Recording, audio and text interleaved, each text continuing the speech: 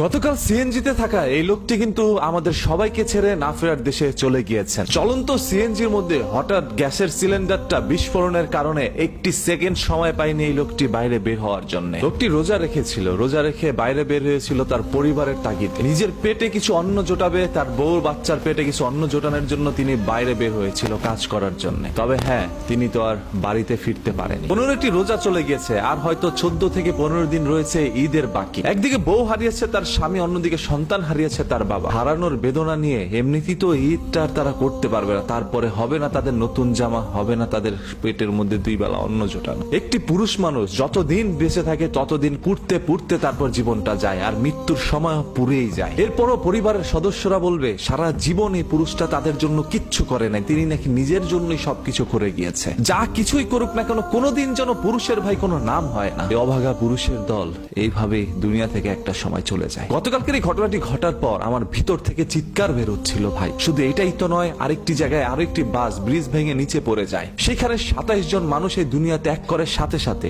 বাকি 41 জন মানুষ এখন পর্যন্ত হসপিটালের মধ্যে ভর্তি আছে, তারাও আশঙ্কাজনক। এছাড়া আরো কিছু ঘটনা গতকালই ঘটে যায়, যে ঘটনাগুলো আমি এখন মাইক্রোফোনে বলতে পারছি না। আসলে দেখেন, একটি দিনের মধ্যে মানে 24 ঘন্টার মধ্যে কতগুলো দুর্ঘটনা ঘটেছে শুধুমাত্র মানুষের কিছু ভুলের কারণে। যে ভাইটি সিএনজিতে বসে এই দুনিয়া থেকে চলে গিয়েছে না ফেরার দেশে, সেই ভাইটির জন্য আমরা সবাই দোয়া করি মহান আল্লাহ তাআলা তাকে জান্নাতুল ফেরদৌস দান করুন।